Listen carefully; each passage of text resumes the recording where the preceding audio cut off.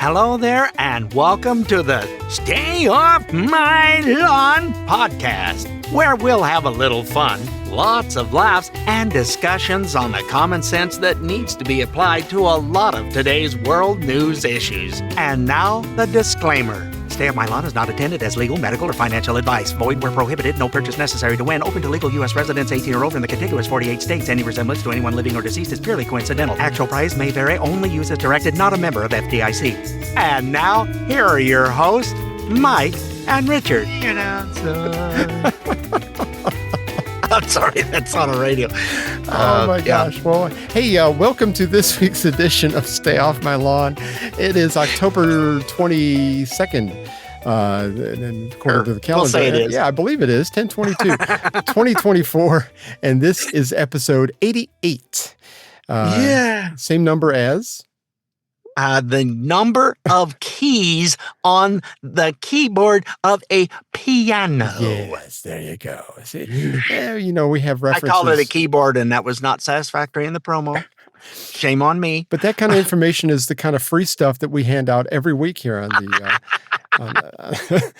That's right. Totally, completely worthless information that nobody really cares about. But that's us. That's what we provide. But it doesn't cost you a thing is really the takeaway. Oh, gosh. And we want a special welcome to those on the Oracle Talk Radio Network. If you're listening to us there, chances are it's 5 p.m. on a Thursday at oracletalkradionetwork.com. And I did not tell you about this, but I got an email saying that they have an app now for the Oracle Talk Radio Network. It was available on iOS first, and I think the Google Play Store was a couple days later. But it should be ready to go now. I haven't heard anything that it's been delayed, so it should be out there. I've not checked. If you've tried it and you can't find it, then shoot me an email and I'll look at that. But we should have an app. Oh, by the way, I was down in Augusta this weekend. Well, you got a lot of by the way today. By the way, I'm just going, yeah. And by the way, I was down in Augusta over the weekend, and I got in the truck.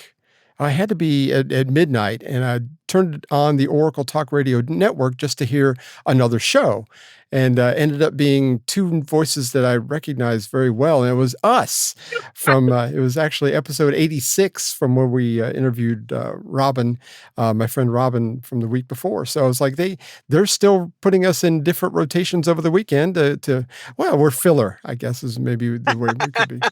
Well, we'll take it. We'll take it. Absolutely. Go ahead. Make us filler. We don't care. We're putty. We'll go anywhere. So how was your weekend? I heard you've been out there working on your yard quite a bit.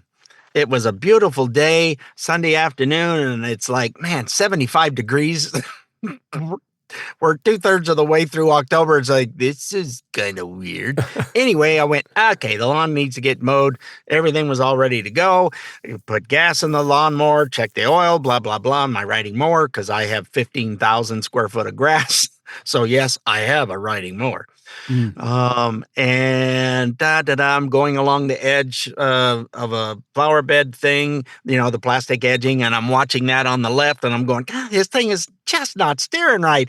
And I look over on the right side, and it must have been low on air. I have, for anybody who doesn't know what a goat head is, look it up. They're nasty little weeds that put out spikes that are just horrible. Flattens the tires. I usually put run flat in it, and I usually check them before I go drive the lawnmower every single time. I can't say that anymore because I missed it.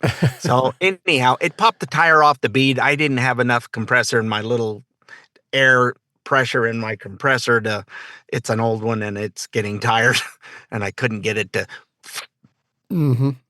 put it back on. Pop it back on. Yeah. So yeah, went and got it fixed yesterday. Tire store where I bought tires and had some stuff done to my pickup, and they were really kind. They put the run flat stuff in it, which is like a slime type thing. Put it in the tire, and so I'm good to go now for a while. They did it for me for free because I have given them lots of money. Well, I mean that's customer service. They were really nice. Came out, they weren't real busy, picked it up. I wasn't gone from the house 10 minutes. Literally, I come back and my wife goes, You're back already?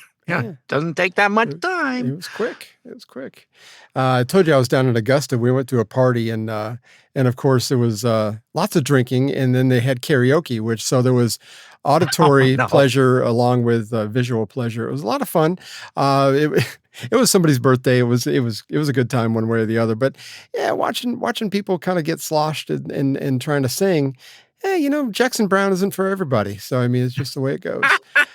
Well, and drinking is not your game. It's So certainly not my game, but I do like. Yeah. I do enjoy watching. So I wasn't sure what the reason was you went to Augusta. I just thought it was your annual Southern Fall pilgrimage to Augusta to enjoy the lovely scenery along the way. Oh, and we saw the remnants of Helene. Oh my gosh, it's like there were just trees that people have chopped up and put by the side of the road. I'm guessing the county's going to come by and pick a lot of that stuff up because everything was out by the road. But I was like, man, there was cords and cords and cords of wood out there. Of course, a lot of it was unusable unless you were outside. A lot of it was pine, but it was just awful. I mean, the devastation is just awful. There was a couple of houses we saw where the tree was actually through the house. I mean, the tree fell over and it was so big that it actually cut through the house like a hot knife through butter. It was terrible. Terrible. Yeah, and people think that, it's all the flooding is over. Okay. Now the work begins. Yeah, exactly. They don't have any electricity. They don't have anything. There was a gentleman talking who was in one of those towns that virtually is gone now. And he was talking to a reporter. He said, well, you're from LA. The reason I moved out here was to get away from all the stuff in California.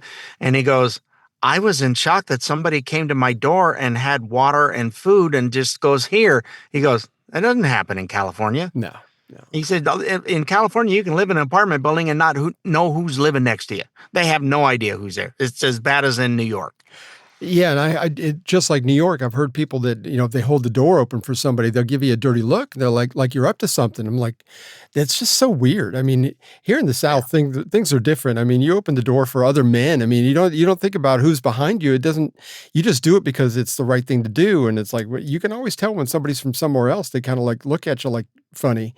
So yeah, that happens here all the time. The small town stuff, and folks don't understand. Country people help you and take care of something that it's not theirs. It's not their job to do, but you do it anyway. Just like several years ago when we moved here, my first stint at having a couple of cattle out in the pasture.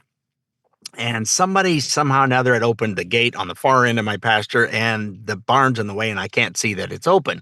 But all of a sudden, I was at work, and they came by the house and knocked on the door and asked Nancy, do you happen to have a... She goes, yeah, well, we got them taken care of.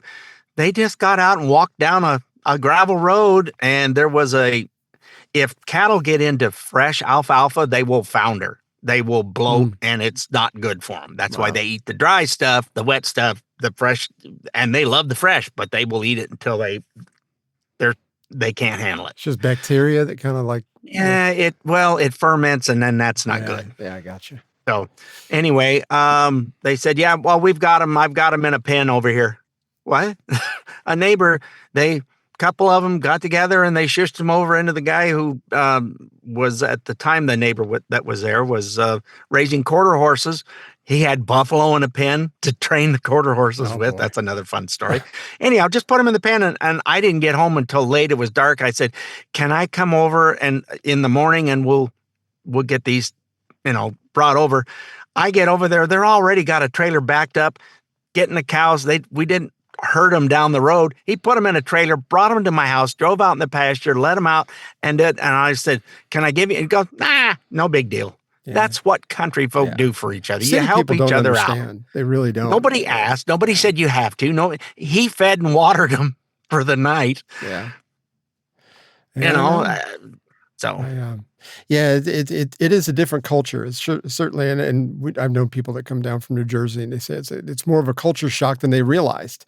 And it's like, it's still the same country, but it's amazing how the different areas, especially when you go from a high population metropolitan area as opposed to, you live much more countrified than I do, but even where I'm at, it's just very different. So.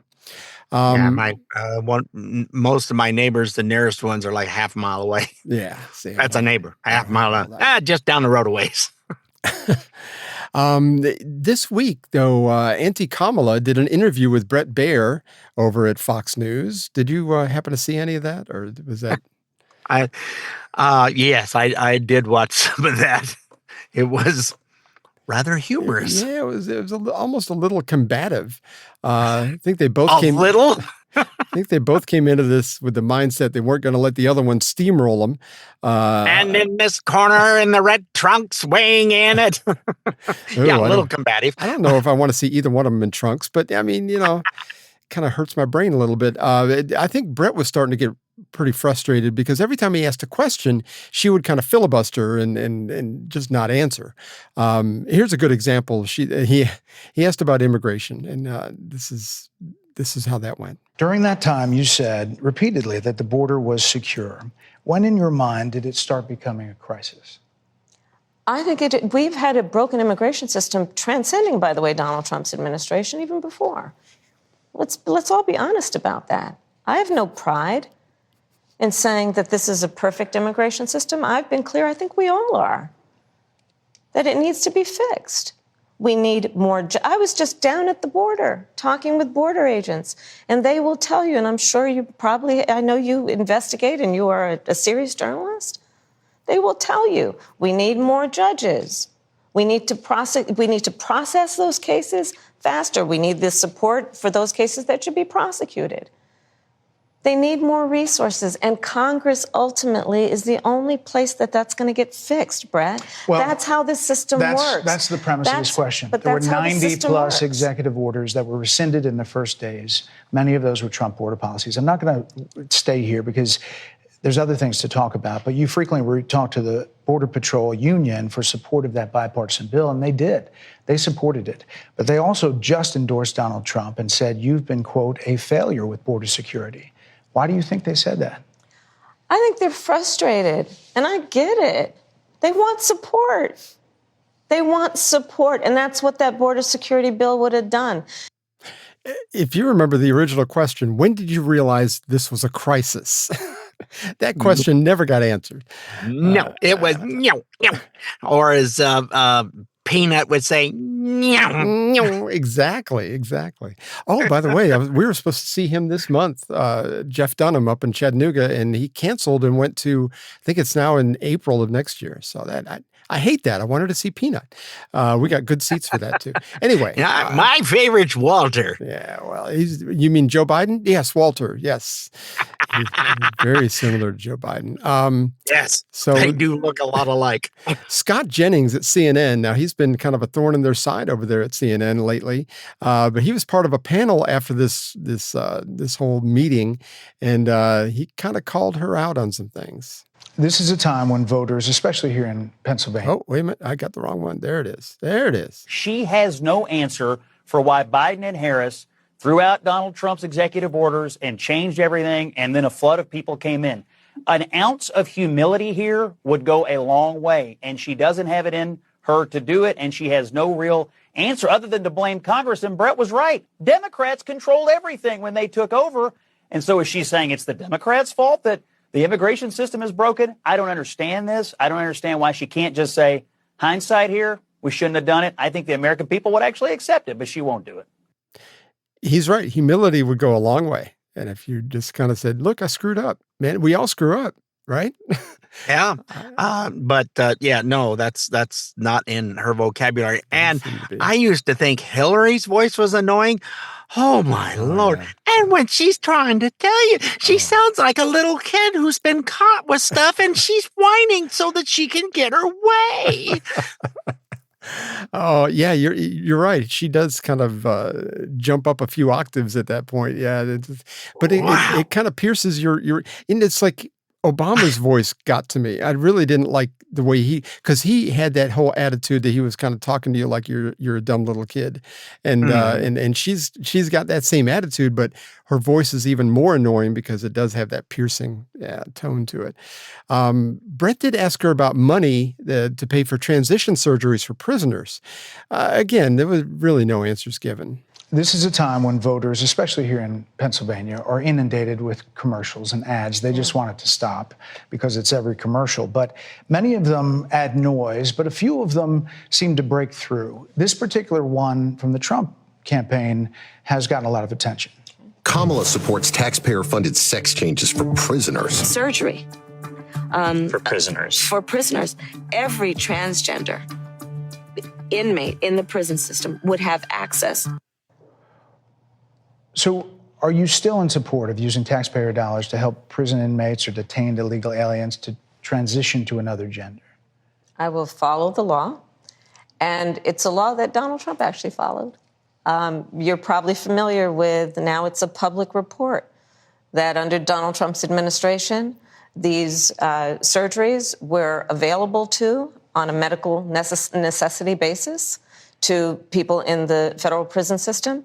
And I think, frankly, that ad from the Trump campaign is a little bit of like throwing, stones when you're living in a glass house. The Trump aides say that he never advocated for that prison policy and no gender transition surgeries you know what? You got to take responsible for what happened presidency. in your administration. Yeah, no surgeries happened in this presidency. It's in black and white. Would you still advocate for using taxpayer dollars for gender reassignment surgeries? I will follow the law, just as I think Donald Trump would say he did. You would have a say as president. Like I said, I think he spent $20 million on those ads, trying to create a sense of fear in the voters because he actually has no plan in this election that is about focusing on the needs of the American people. Whereas, at $20 million on that ad, on an issue that, as it relates to the biggest issues that affect the American people, it's really quite remote. And again, his policy was no different. Again, no answers. Sir, and accusing someone else. And I remember, what did they say? She said the name Trump 140 times or something. It was a lot. Yeah. But wow. And who cares how much money you spent on the ad? I don't believe it was a $20 million ad. How could it be? But it's like, come on. She just can't. She doesn't want to admit. Well, and she was trying to lie about it. He kept saying, no, that's not what took place. Well, no. Yeah, Brett did pretty good. We are up against a break, but when we come back, Brett was actually interviewed by another Fox News person and was talking about what was going on behind the scenes and how it all ended. It's kind of a neat story. So hang in there. We will be right back. I'm Charmaine Davies, and every week my guilty pleasure is tuning in to the podcast Stay Off My Lawn.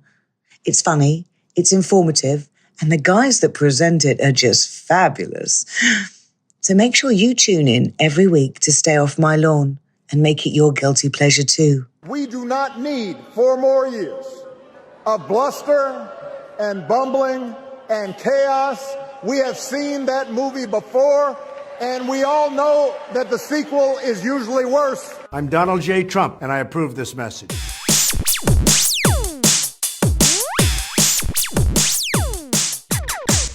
Hi, welcome back to Stay Off My Lawn, segment 2, and we're going to wrap up a little bit from what we had before. We had the interview with Brett Baier and Auntie Kamala. It was well, that was.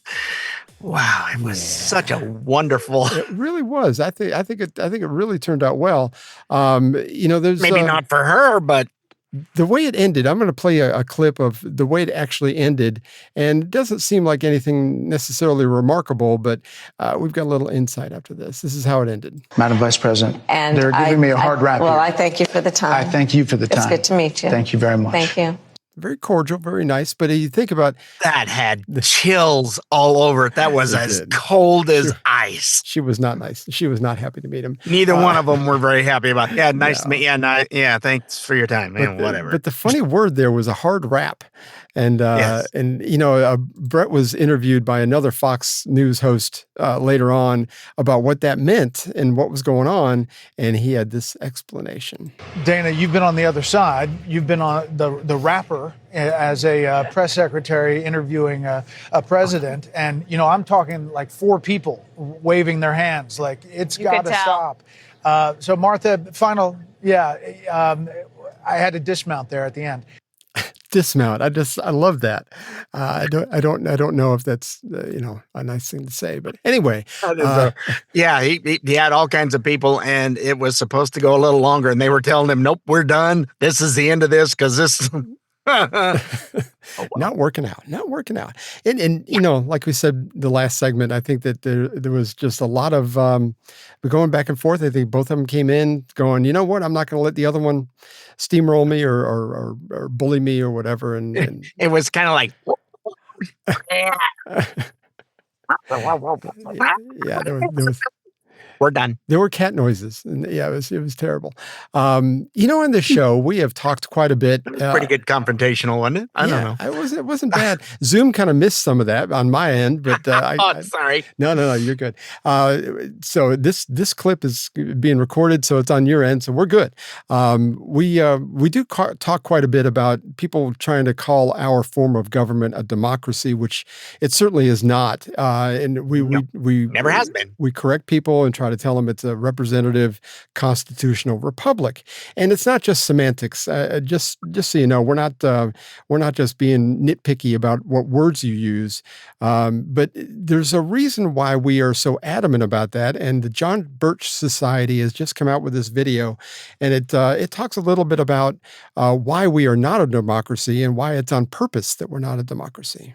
Many Americans would be surprised to learn that the word democracy does not appear in the Declaration of Independence or the U.S. Constitution, nor does it appear in any of the constitutions of the 50 states. The founders did everything they could to keep us from having a democracy. James Madison, rightly known as the father of the Constitution, wrote in essay number 10 of the Federalist Papers, "Democracies have ever been spectacles of turbulence and contention, have ever been found incompatible with personal security or the rights of property, and have in general been as short in their lives as they have been violent in their deaths." Alexander Hamilton agreed, and he stated, "We are a republican government. Real liberty is never found in despotism or in the extremes of democracy." And John Adams, a signer of the Declaration of Independence, stated, "Democracy never lasts long. It soon wastes, exhausts, and murders itself." The founders had good reason to look upon democracy with contempt, because they knew that the democracies in the early Greek city-states produced some of the wildest excesses of government imaginable.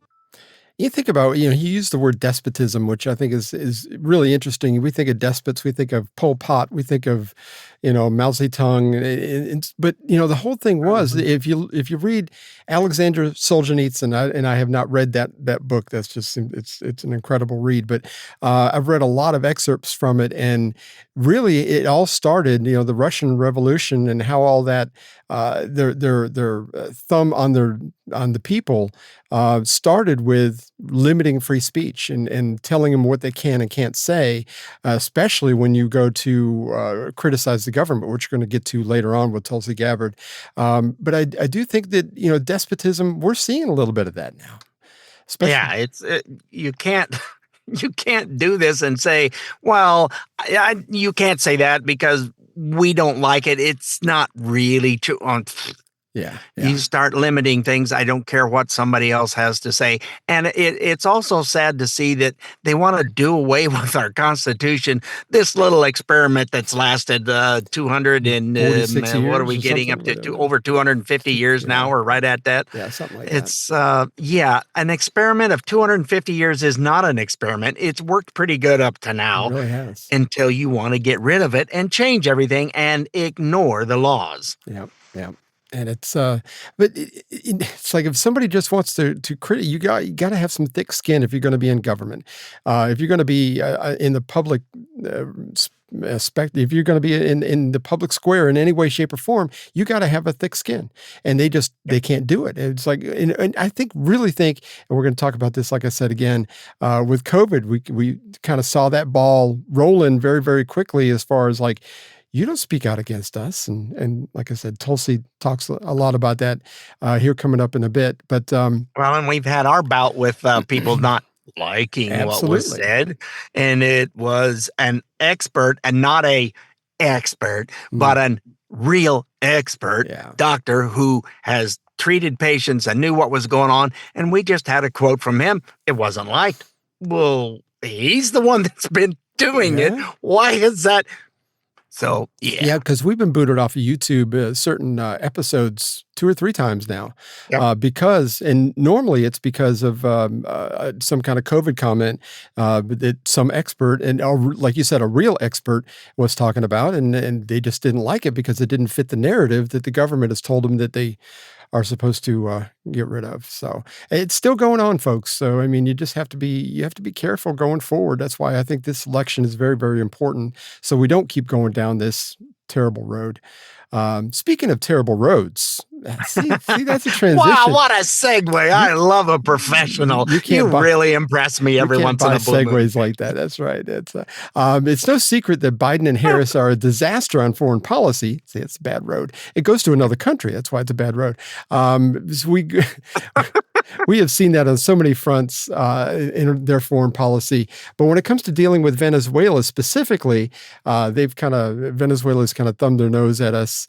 And you were saying maybe it's a different. Well, I'm not sure it's a thumb. I'm thinking it's pretty close to the middle finger. Just saying that we're number one, that kind of thing. And that nail's really long and it's dirty. It's got grease in it. But anyway, when it comes to Venezuela, they've been sending their prisoners, they emptied out their prisons, their mental facilities, and said, we'll let you free, but you got to head to America. And that's a problem because they're already here and we got more on the way. But Cuban-American Congresswoman from Florida, Maria Salazaar, was recently interviewed and gave her take on how to deal with them specifically. And here's what she had to say. Biden-Harris administration, they're solely responsible for what's happening in Venezuela right now. Venezuelans said that if Maduro stays in power, 4 million more Venezuelans are going to be knocking on our southern border. 4 million more people. All right. So Biden signed an accord with Maduro saying, we are going to allow Chevron to sell your oil so then you can have more money in your pocket if you accept the results of the presidential election. So now they're selling oil and they have $1.5 billion in their pockets in the last few months and respect the results of the presidential election. So what do you think Joe Biden and Kamala Harris should do at this moment? Same thing that Ronald Reagan did in 1989 when the Sandinistas were giving free and fair elections and they lost. You picked up the phone and you said you signed an accord. We, the United States, were telling you that you have to commit to and fulfill what you committed to. And that's it. And then say to Chevron and to Repsol and to all the oil industries that are there, you got to pause. No more selling of oil, no more money to the repressive apparatus, no more money to Maduro. And I am sure that Maduro will negotiate with Biden and Harris. It's just that phone call has not been made. And the message that we're sending to the rest of the world, Latin America, the Middle East, is that the White House is weak on dictators. Period. That's the message. They're weak on everything. But they have no foreign policies on anything. And I liked how, because I heard a gentleman who was from Venezuela and knew firsthand how they were asking the people in the prisons and that you're going to trust somebody that you've got in prison. Okay, we're going to let you out, but you got to go to America if we let you out. Okay, yeah, I'll do that. You're going to trust them to, and apparently a lot of them did come this way. I mean, because, you got to think about how bad the living conditions are in Venezuela. Why wouldn't they go? They're going to come here. They're going to get Visa debit cards. They're going to get put up in a hotel. They're going to get everything they don't have at home. So why wouldn't you? Do you know what's going to happen when all that just suddenly stops? There's going to be not pleasant things happening. I mean, maybe police cars might get set on fire. There might be a couple of things. They're minor. They're just minor. Some peaceful protest. That. Mostly people. Yeah, that's right. CNN will report the mostly peaceful protests with things burning in the background. MSNBC. We're standing here and the whole city's on fire. Mostly peaceful. It's like, what the? Are you serious? Isn't that crazy? I mean, but they didn't even see anything wrong with that. But this Maria Salazaar, she knows what she's talking about. Her parents fled Cuba many, many years ago, and she ended up being a journalist in Miami, I think it was. And she has called out Castro and Maduro for their governing over the years as a reporter.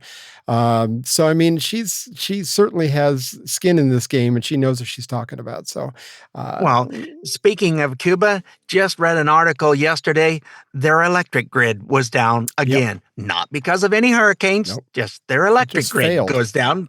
They don't have anything, just failed because it's probably the last time it was updated was in the 50s, just like all their cars.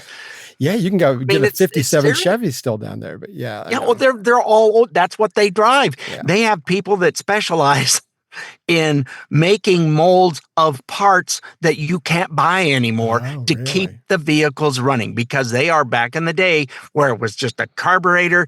It's on this. You got a head. All this stuff can be molded and made. It takes time, but they don't have any other means of getting new cars. You have to make a lot of money. They can't even afford to buy one hamburger a month. Oh boy. Gee. Well, and you got to think their only ally, as far as I know, really ally is Russia. And if you know anything about Russian cars, if you've ever watched any of those shows coming out of Great Britain, I mean, they'll tell you about the Russian cars. It's like, that is not something you want to be driving anyway. But yeah, anyway. This past weekend, well, let's start with this. If you're a Christian, you're kind of on the fence because you don't feel represented by enough on either side. The issues can get kind of murky when it comes to the voting through your faith. But here was Kamala responding. Let me see here. Let me see if I got this clip. Responding to a student in the crowd in Wisconsin, where she was talking about women's reproductive rights, which, AKA is abortion. But here is how she responded to somebody in the crowd.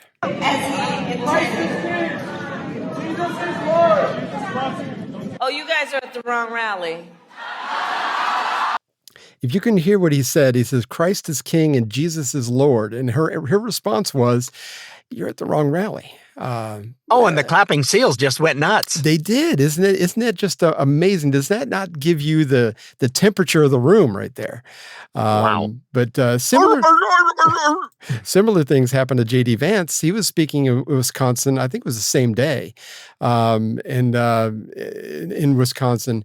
And anyway, this is kind of where the similarities ended, but here's how that went. Anti-Christian rhetoric and anti-Christian approach to public policy. I don't think that we've, that's right, Jesus is King, and I don't think that we've seen...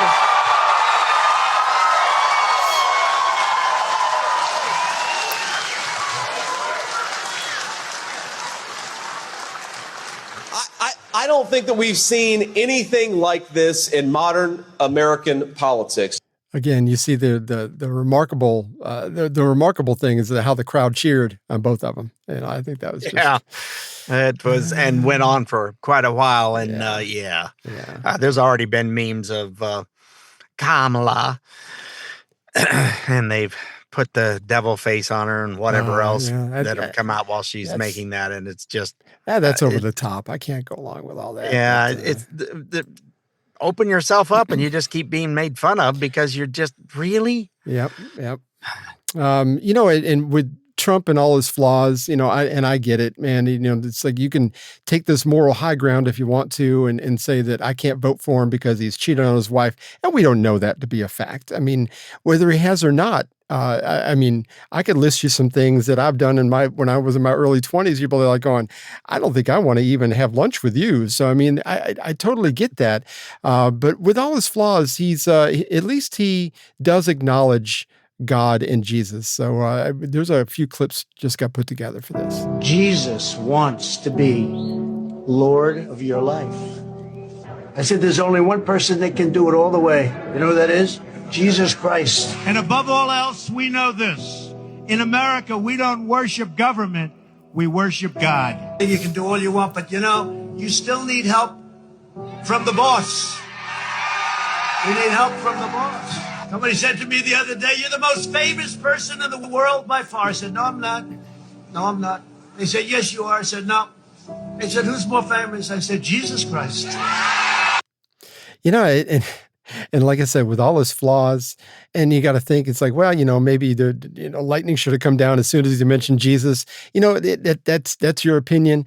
I don't know what his faith is, and it's really none of my business. But it reminded me of Paul who wrote to the Philippian church in chapter 1, verse 18. And I don't normally do this, but I'm going to read you this. He says, "What then? Only in every way, whether you're in pretense or in truth, Christ is proclaimed. And in this I rejoice. Yes, I will rejoice." So whether Trump does it for his own benefit or he does it because he truly believes that, that's a benefit and to those of us who do believe, and it doesn't really matter. But at least he's got the guts to say something. So, and we shouldn't look at any candidate as a spiritual leader anyway. Goodness gracious, that's why you have your pastor or you have somebody in your small group. So let's just leave it there. So anyway, precisely because our flaws are seemingly endless, and Well, and there's a thing called being saved, and you have a tendency to walk a different path than what you had previously been on. So they don't understand that because that doesn't affect anyone that's there. Well, because they've not experienced that, apparently, is what it seems like. So when one candidate agrees that Jesus is king and the other one doesn't, or the other one just says you're at the wrong rally. Maybe that kind of tells you everything you need to know. So when we come back, I'm over on break again. Yes. I keep doing that. What is that?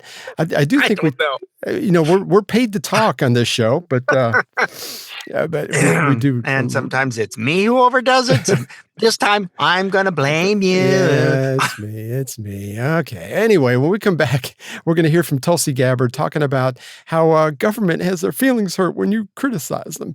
So it's really, really good. So hang in there. We will be right back. It's all about common sense and fun. We'll be right back. I, Kamala Harris, am your Democrat candidate for president because Joe Biden finally exposed his senility at the debate. Thanks, Joe. I was selected because I am the ultimate diversity hire. I'm both a woman and a person of color. So if you criticize anything I say, you're both sexist and racist. I may not know the first thing about running the country, but remember, that's a good thing if you're a deep state puppet. I had 4 years under the tutelage of the ultimate deep state puppet, a wonderful mentor, Joe Biden. Joe taught me rule number 1, carefully hide your total incompetence. I take insignificant things and I discuss them as if they're significant. And I believe that exploring the significance of the insignificant is in itself significant. Talking about the significance of the passage of time, right? The significance of the passage of time. So when you think about it, there is great significance to the passage of time, and there is such great significance to the passage of time. Another trick is trying to sound black. I pretend to celebrate Kwanzaa, and in my speeches, I always do my best Barack Obama impression. So hear me when I say, I know Donald Trump's type. And okay, look, maybe my work addressing the root causes of the border crisis were catastrophic, but my knowledge of international politics is truly shocking. The United States shares a very important relationship, which is an alliance with the Republic of North Korea. It is an alliance that is strong and enduring. And just remember, when voting this November, it is important to see what can be unburdened by what has been. And by what has been, I mean Joe Biden. You think the country went to shit over the past 4 years? You ain't seen nothing yet.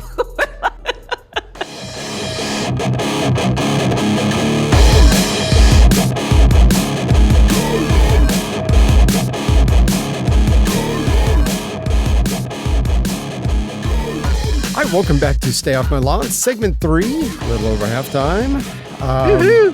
We are, I think with COVID, it exposed a lot of things, which I don't think that was it was intended, but it's about how our government feels about us. We need to be told how to conduct ourselves, our own health care, the manipulation of baseless edicts like standing 6 feet apart, walking down the aisle of the grocery store in a certain direction, and we didn't follow it in our little. No, I see. They put them in because it was a corporate store, and they put them down.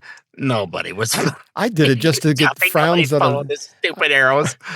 I did it just to get frowns out of people. I thought it was because there were some people that were just so ate up. The bigger frowns came from some of this older lady. I didn't wear a mask enough that I wore a mask.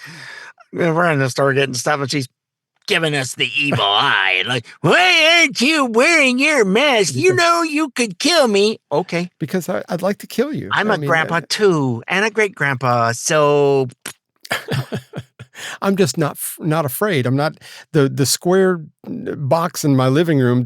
I'm not listening to what it tells me.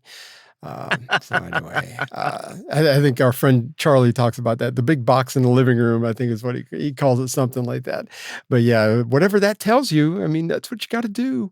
That's right. That's how about changing to a different station on that big box, and you might find out some information. Or if you only had a device that could look things up and find some facts. What would that be? How could that happen? Does that really work? There's an apparatus that does that. Honest, I'm not kidding. I think I've heard about something like that. But COVID, like I said, it kind of exposed a lot of that stuff, and how a paper mask can keep you safe from a virus, for goodness sake. I mean, it's like, but it went so much deeper than that. And most disturbing to me was the if you questioned anything, that I saw that with the Dark Horse podcast, they got thrown off because somebody had mentioned something about the jab, and Joe Rogan, he's had things deleted. And I know I've talked about this before, but we need to remind ourselves of these things. That this whole disinformation campaign is just ugly, and we just need to. Well, there were doctors that were having great success with drugs that are generic drugs, with ivermectin and hydroxychloroquine and stuff, and lo and behold, it worked way better than the juice you were getting. Yep, exactly. And they had their medical licenses removed. It's like, what? You'll go to that link to stop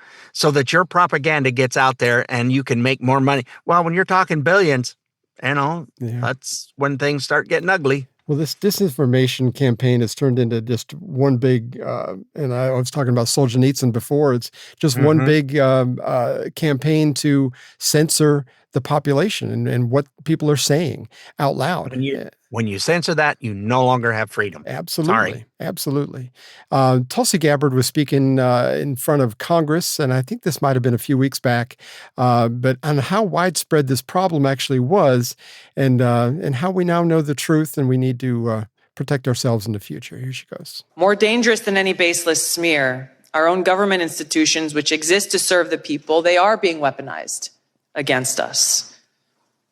The Department of Homeland Security declared a heightened domestic terrorism threat due to three factors. The first of which is, quote, the proliferation of false or misleading narratives which sow discord or undermine public trust in U.S. government institutions, end of quote. They are the ones who get to decide what those false or misleading narratives are. Former CIA Director John Brennan said in 2021 that, quote, members of the Biden team are now moving in laser-like fashion to try to uncover as much as they can about what looks very similar to insurgency movements that we've seen overseas. An unholy alliance frequently of religious extremists, authoritarians, fascists, bigots, racists, nativists, and even libertarians, end of quote.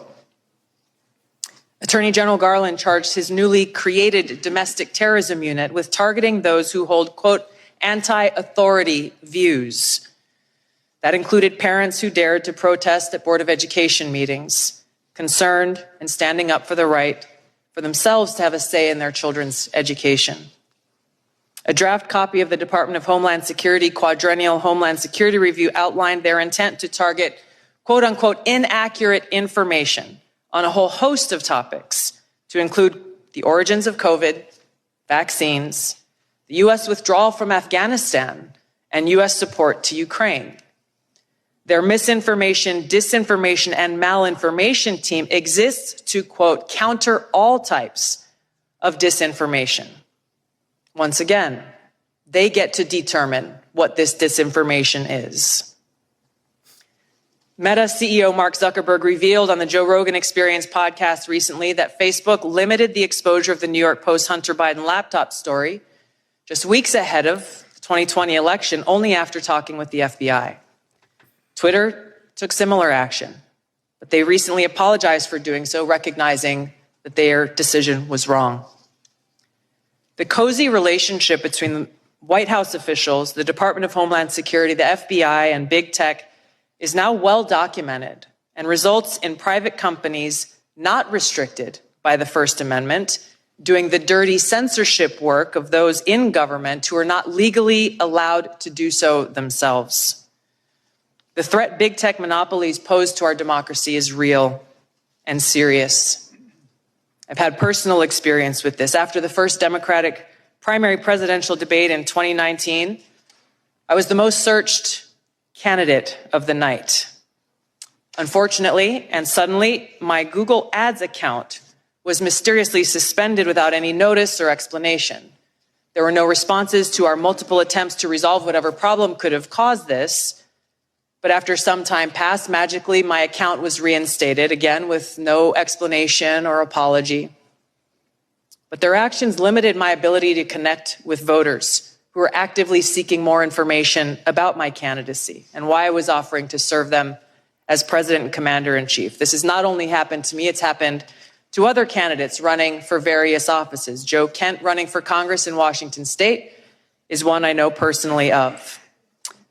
This happens all the time, with these big tech monopolies interfering in our democracy by manipulating search results based on whatever it is that they want the American people to know about a particular candidate or issue that should be concerning to any one of us and all of us. Now, recently, we've learned that with the release of the Twitter files detailed by Matt Taibbi and others, high-level former FBI and CIA and other government officials were behind Hamilton 68 and their list of 644 social media accounts supposedly linked to, quote, Russian influence activities online. Now, Hamilton 68's work was widely cited as fact by institutions like Harvard and Stanford, by mainstream news organizations across the board, by members of the House of Representatives and Senate from both political parties, including the head of the Intelligence Committee. The problem is, it was false. Twitter themselves determined that the vast majority of accounts that Hamilton 68 targeted on this list of 644 were, quote, neither strongly Russian nor strongly bots, end of quote. They were mostly anti-establishment American voices from across the political spectrum. I was one of them. So God help you if you disagree with what the government's trying to feed you.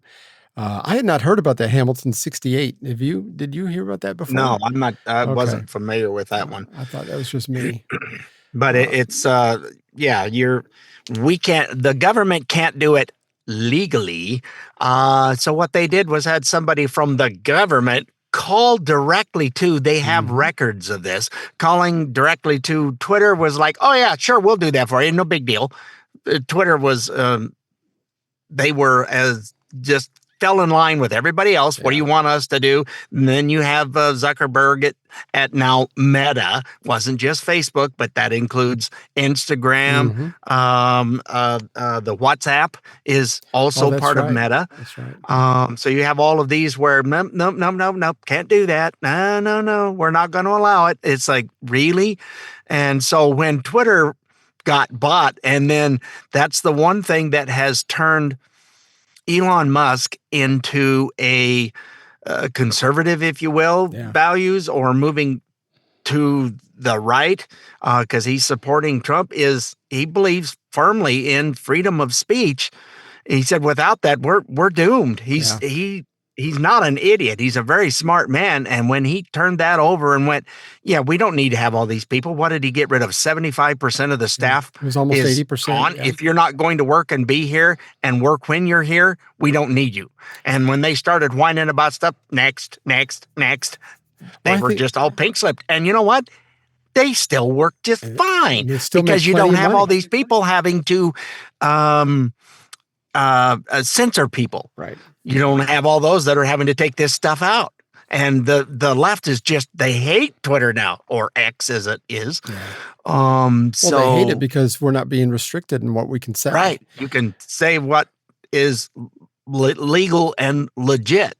And their go-to is that if you say anything against the government about apparently, I didn't know that they were restricting people about talking about the withdrawal from Afghanistan.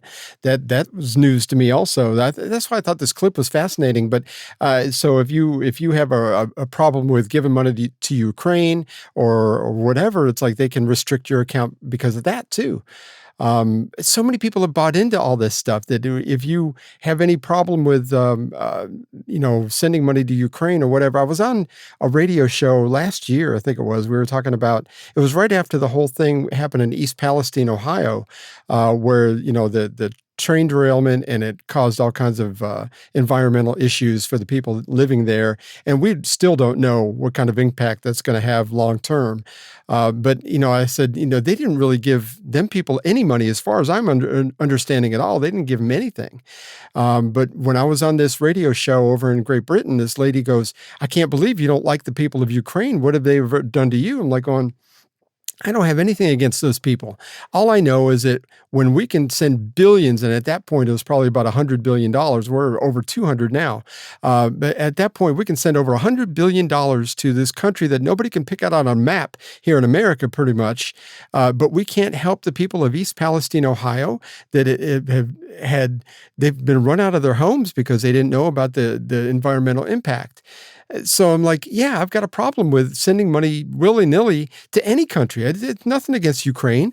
I don't want them to be sent to Yugoslavia or Bosnia or whatever they are now. But it's like, I think it's just wrong for us to put a priority on other people and their problems over Americans and their problems. And we're seeing it again with Helene too. Yep, and we both agree 100% on that. Yeah. I'm same thing as you can't get rid of our speech, and we have problems. That's how we get things fixed. Somebody notices there's an issue. Let's talk about it. What's going on? And our news media is not news. No. It's not any better than Pravda was. Nope. Right. So it's just propaganda. Because we've seen and we played the deal where there was 36 stations all at once. Mm-hmm. They were in unison saying the exact same thing the same way. The script was not any different for 36 stations. Yeah. And they were saying it like it was just to our local viewers here. No, it's not. And that's where I come back to is I'm grateful for COVID because it actually exposed it. But prior to that, I was kind of fat and happy. I knew that there was some propaganda and everything, but I didn't realize how widespread it was and how it got to the local TV affiliates and how they've been impacted until we got that copy and pasted message about the vaccines and about all these other kind of things. And I'm like going, wow, everybody is in on this, and we're the recipients of this propaganda. So anyway, we're up against another break. When we come back, we're going to talk a little bit about tariffs and a little bit some of the clips from the Al Smith dinner over the weekend, which has some great stuff in it. So and our palate cleanser, yay! Oh yeah, we got a good palate cleanser this week. So hang in there. We will be right back. The Stay Off My Lawn podcast is recorded before a live studio audience. Incomparable design makes it beautiful. State-of-the-art technology makes it brilliant. The Lexus NX. Experience the crossover in its most visionary form. Experience amazing at your Lexus dealer.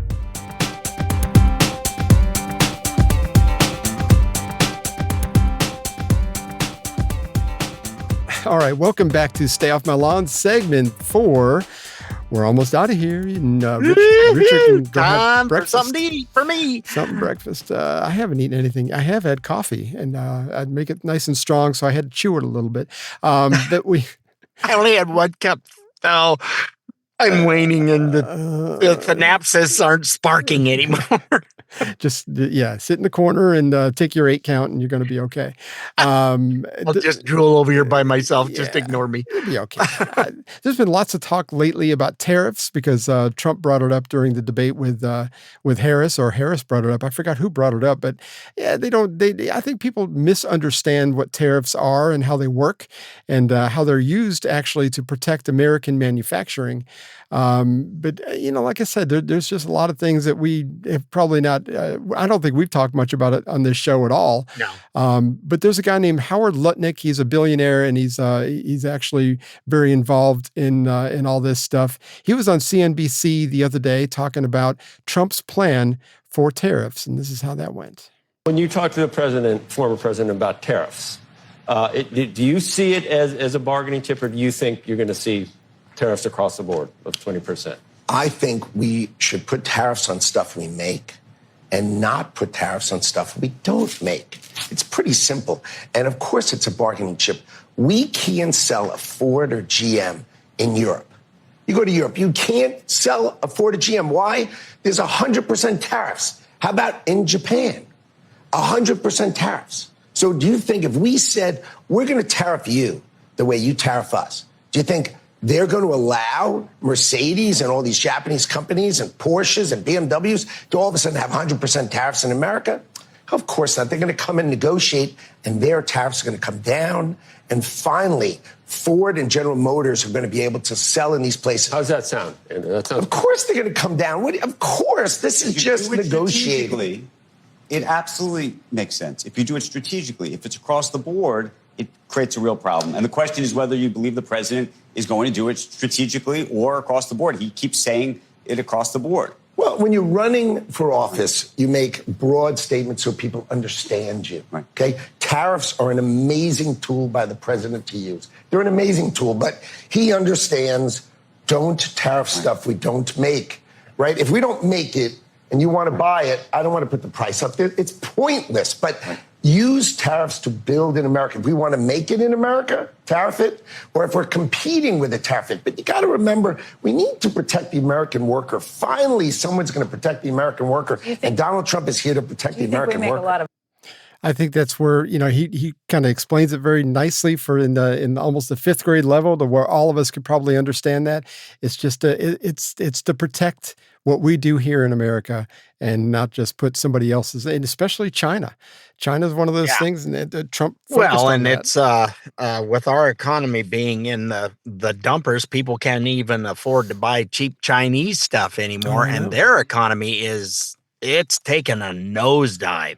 So because they've just been allowed to, if you will, dump cheap merchandise over here, sometimes that's all you can afford. Or there are some things that's the only place it makes it is China, because it's too expensive to make in the U.S.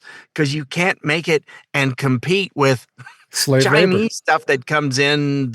Slave labor. The Uyghurs are not paid a lot of anything at all. Really. They feed them once every 3 days, and I think that's about it. Well, you got to keep them upright, sort of. But I think and if people don't understand, it's like you think about places like Temu and Wish. Remember how Wish was really big at one point?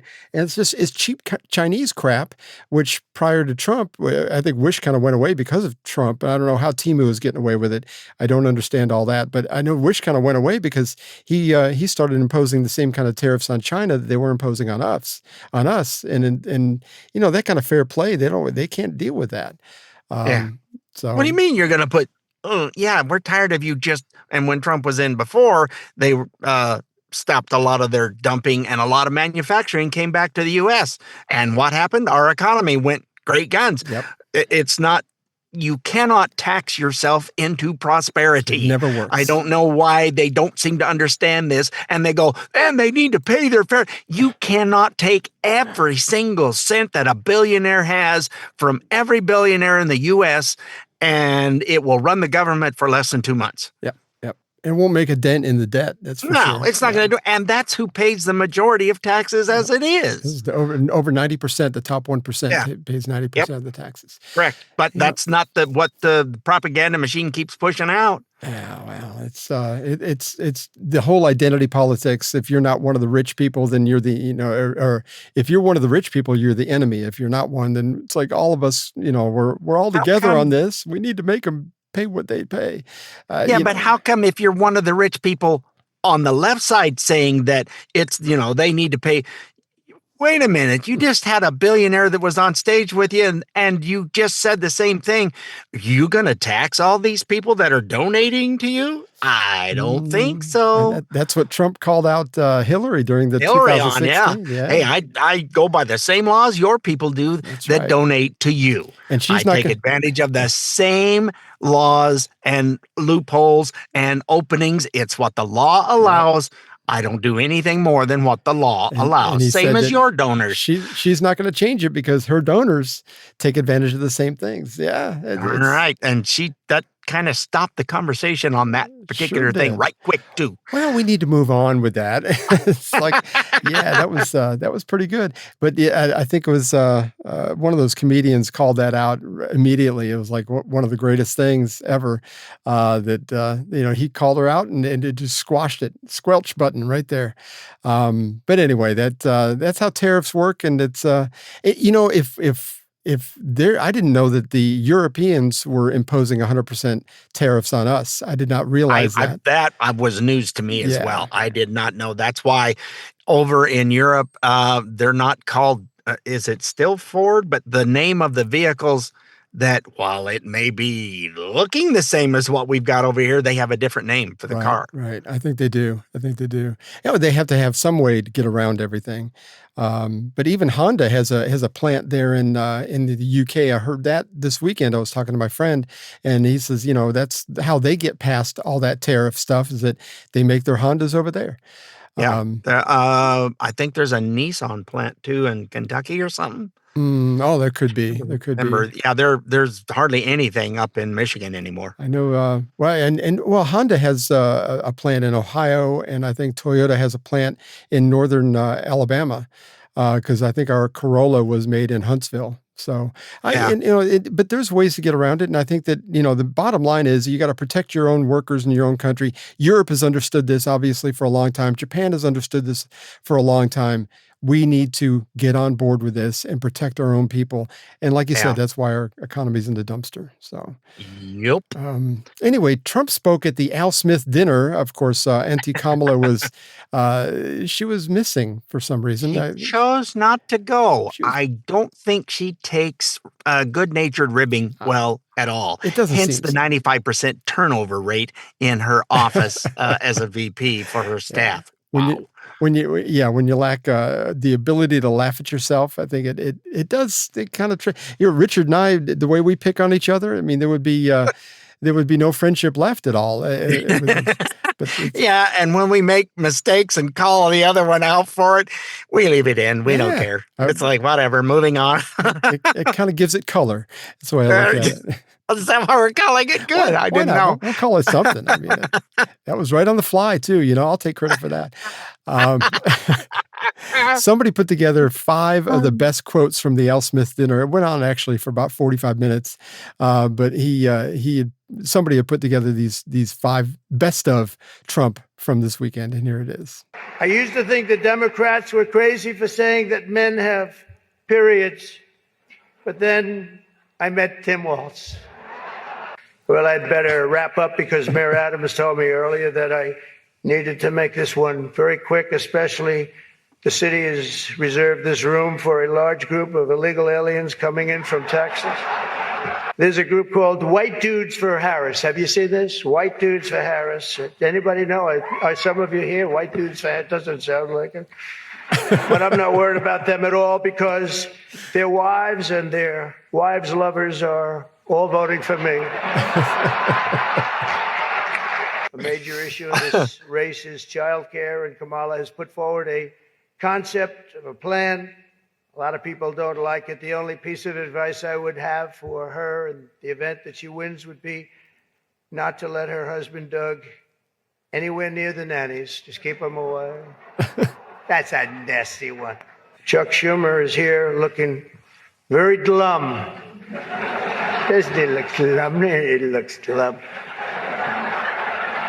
But look on the bright side, Chuck, considering how woke your party has become.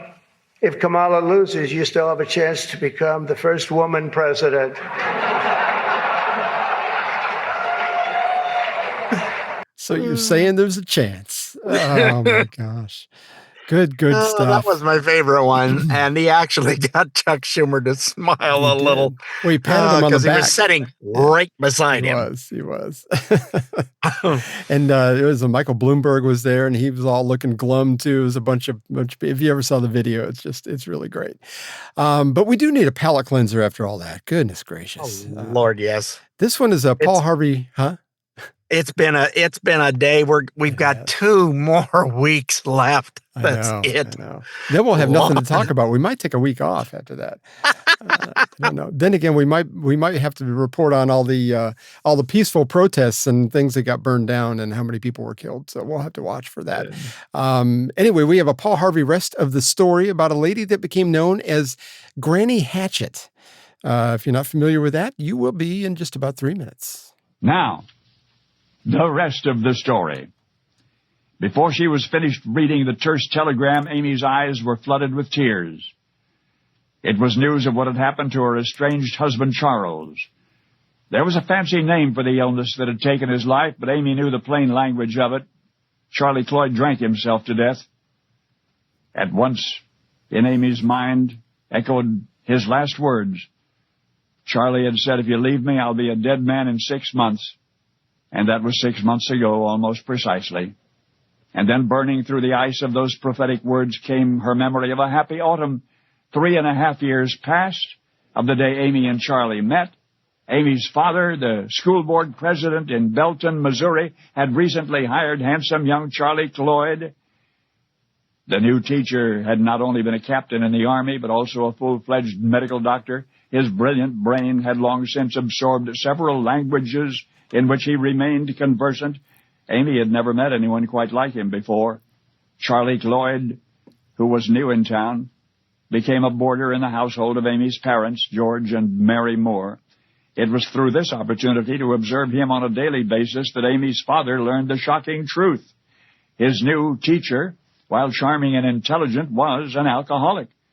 Dr. Cloyd was skilled at concealing it, and yet it was a fact nonetheless, a fact learned too late to save George Moore's daughter, who by then had fallen helplessly in love with him.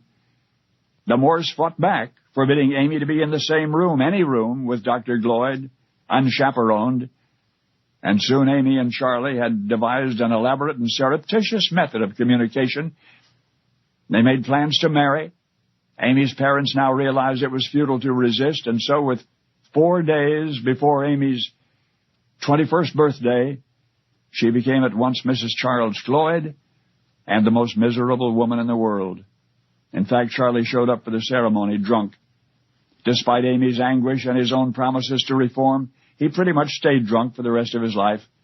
Amy tried to rescue her husband, often bundling herself in a shawl, setting out in the darkness to retrieve him from some lair, but she was never able to.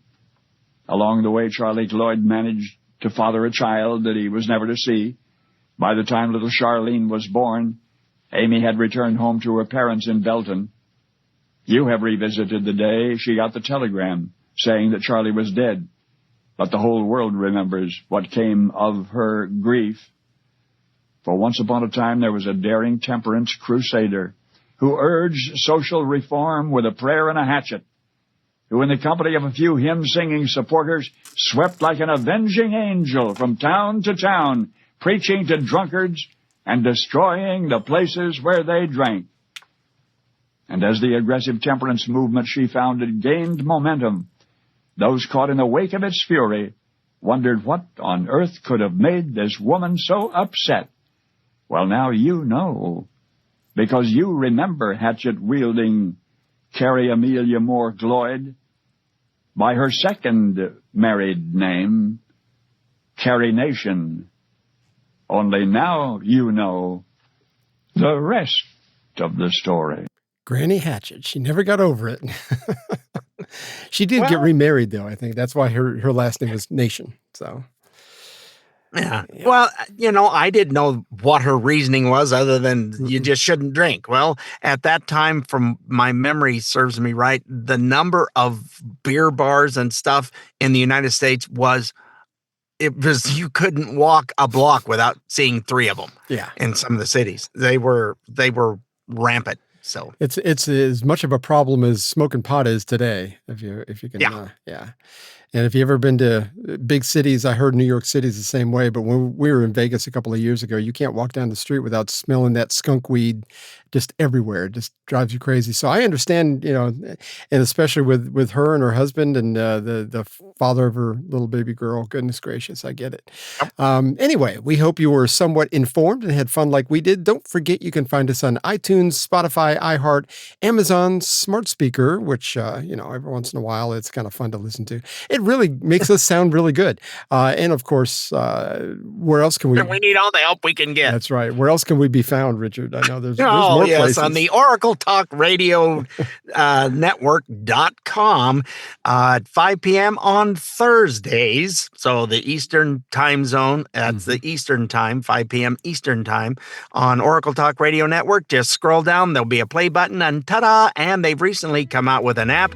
We'll give you more information on that when we get more information as to how it's all working. So we'll be going over that. Or you can just go to our good old website at stayoffmylawn.us for all our past and present episodes. And we'll see you next week, folks. Thanks so much for listening. We appreciate y'all. Toodles. Well, we had fun and hope you did too. The opinions heard here today are not those of anyone other than Mike and Richard. If it made you laugh or go, or even, then we've done our job. Sort of. Mostly anyway. And if we made you think about things in a common sense manner, we welcome you to the club. And if it didn't, then just stay off my lawn. See you next time.